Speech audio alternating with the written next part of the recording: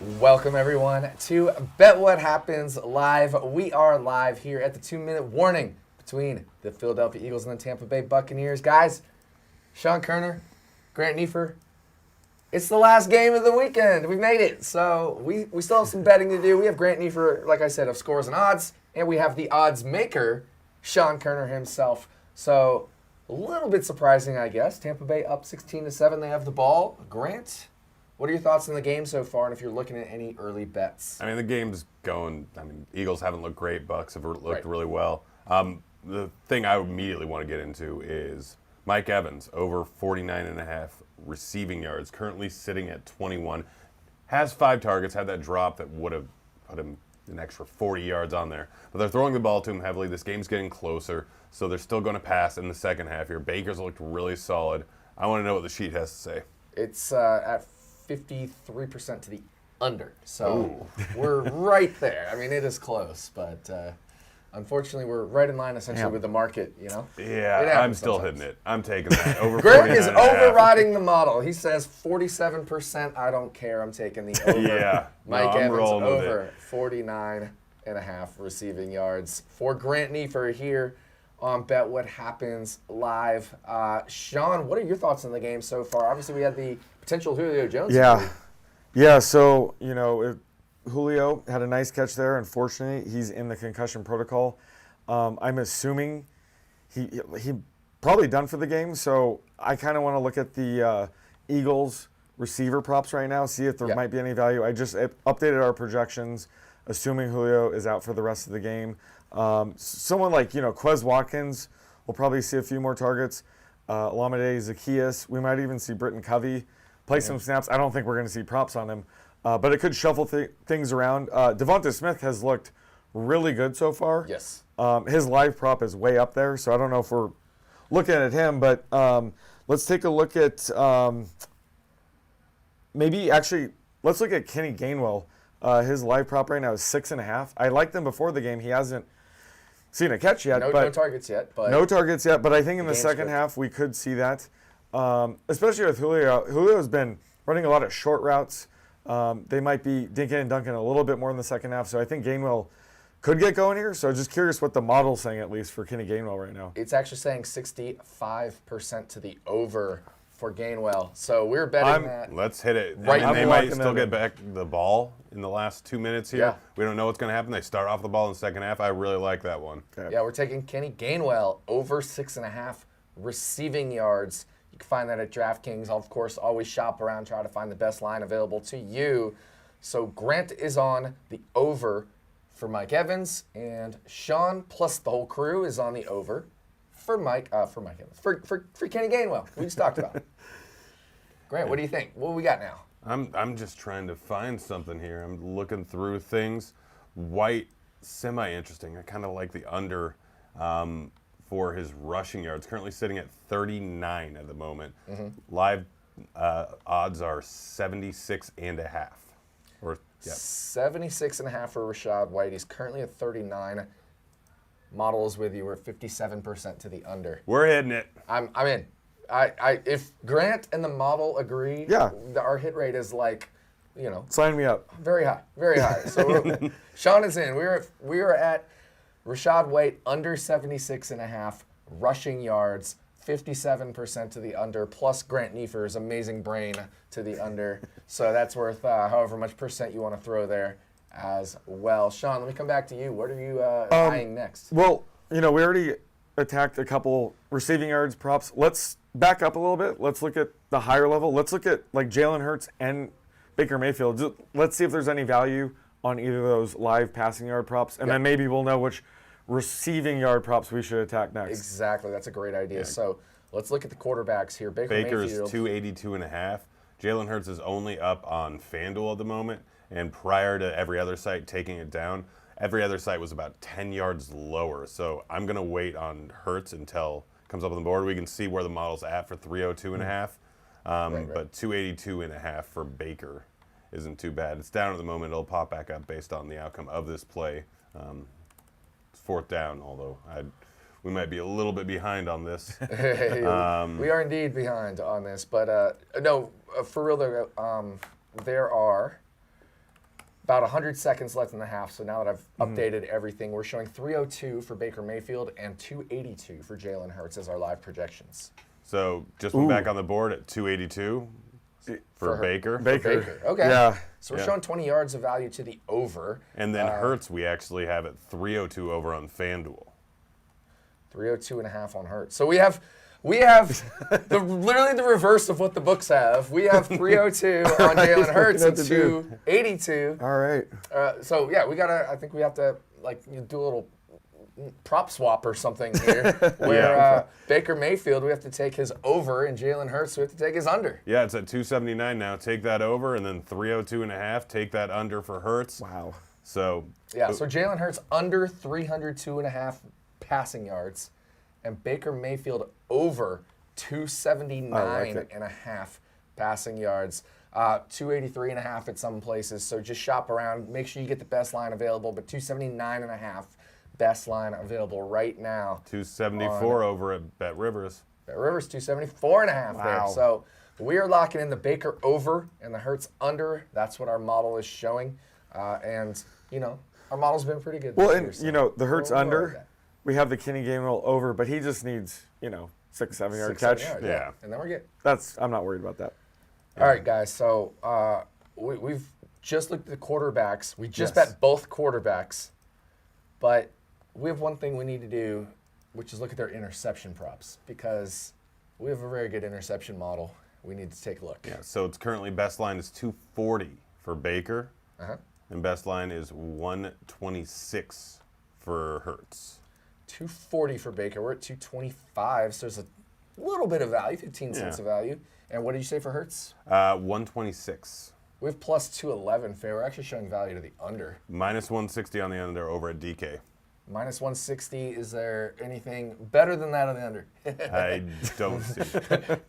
Grant's got it all with scores and odds. So I'm taking it. Jalen Hurts under on his interceptions prop, minus 160. We're showing minus 210 as fair value on that. I'll roll with 50 that. cents there. I'm willing to pay the juice when we're showing that much value. That's something we're showing closer to 67% versus around 60% that the market has. Ballpark numbers there. So I think we're going to roll with Jalen Hurts under his interception props. Of course, he has thrown none so far, so be under half in interception. Jalen Hurts minus 160.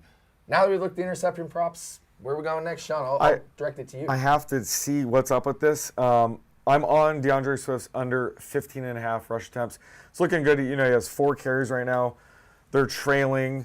Kenny Gainwell doesn't even have a carry. I don't think DeAndre Swift's going to get all the rush attempts. Jalen Hurts doesn't even have a rush attempt yet. Yeah. I saw 12.5 pop up. It just got pulled down. That seemed way too high to me. That is very high. Yeah. We're at 11.5, which is, every rush attempt is around 6, 7, 8%. Damn it, it just dropped 11.5. Yeah, but you got plus juice on the under. Plus juice on the under, and we're showing 11.5 on the dot. Okay, so do we have the exact percent? It's probably 55, 56%. I will run that real quick. Give me just one moment. I need to type in that and that. We have pretty much 50-50, actually. Oh, damn it. It's really close. Just moved to minus 110. So. Yeah, it's really Okay. close. So Well, no bet there. And Gainwell just hit his over. Gainwell. I was actually kind of expecting that on Over. Yeah, the this 2-minute half. offense. This is why we went live with the 2-minute warning for y'all, because we wanted to make sure we Piece could of win a cake. bet live on air. Yes. Kenneth Gainwell just goes over his receiving yard prop. He has 9 receiving yards. So unless, of course, he catches a negative reception, which is totally not going to happen. Yeah. It's impossible. No, I'm just kidding. We're feeling pretty good about that one. Real quick. Yes. Just, it doesn't look like the Buccaneers are going to get another possession here, I would assume. I'm curious to what we're projecting Cade Otton for right now. His live prop is 74.5. Some action employees are sweating some ladders and, Yeah. Just curious where we have his value because he's looked awesome. You know. Oh, it's he's a great looked awesome matchup for other him. than the drops, but he's had a lot of catches. So, no, shout-outs to Stuckey Yes. and shout-outs to Gilles Gallant. They were both on Cade Otton's over. He's at 4 for 63 right now. What is his live line? 74.5. Looking to see if there's a better price, but 74.5 everywhere. Okay. Outside of 75.5 over at FanDuel, which obviously is not better. We're showing 52.4, which is exactly minus 110 G's Okay. to the over. just curious. On 74.5 on Cade Otton. So perfectly in line with the market there. 32 seconds left for the Eagles. And it is 1st and 10 for the Philadelphia Eagles. 32 seconds left. They have no timeouts, trailing by 7.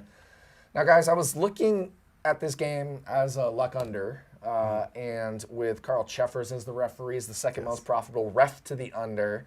And this game is now sitting at 25 points. So I was looking at potentially taking a live under, but we're not quite there. I would need Tampa Bay to get up by multiple scores. But if Tampa Bay gets up by multiple scores in the second half, especially if the total is moved up from its pregame total, I think we're going to, I will end up taking an in-game under. So essentially doubling down on the luck rankings, the Carl Cheffers, but also because the pace should slow down by 2 seconds per play. We are showing based off of our colleague Billy Ward's pace Billy. splits. Yeah, shout outs to Billy. 2 seconds per play slower if Tampa Bay leads by multiple scores. So if at some point in the second half or somehow maybe here before halftime if they get a pick six, for example, if we see that pop up, I will take it. It may not be during the show, but early second half, if we see that happen, I will be taking Tampa Bay's live under. So wanted to make sure we talked about that since the opportunity isn't right now, but it could be. Yes. Yeah. I was looking at something. It might depend on the drive. We might wait till halftime, but DeAndre Swift, line currently sitting at 43.5. I know we talked about his rushing total. For attempts, yards seems a little bit high. On rushing yards for DeAndre Swift. Let me just make sure. 43.5. And he's at how many right now? 16. 16. We have 55% to the over, 45% to the under, so it's pretty close there. They do have the ball right now, of course, but there's only a few seconds left in the half, and now they are actually at halftime. So we'll do a quick reset here just a moment once we have the money lines updated so that we can get the live win probability. So it looks like on the money line, Tampa Bay minus 200, Philadelphia plus 154. What that means is that Tampa Bay, once I pull the juice out of there, is a 62% favorite to win. Philadelphia around 37, 38% to win. And we're going to reset here because we are now in the second half. All the teams' timeouts are back. Philadelphia trailing by 7. This is the number 2 and the number 3 teams in the luck rankings. Philadelphia's been struggling lately. Is this a sign of what's going to continue in the second half? Yeah, I mean, Philly looks defeated. The defense looked awful. Baker's looked really sharp. I liked the Buccaneers before the game. That's partly why I was on Swift's under 50.5 rush attempts.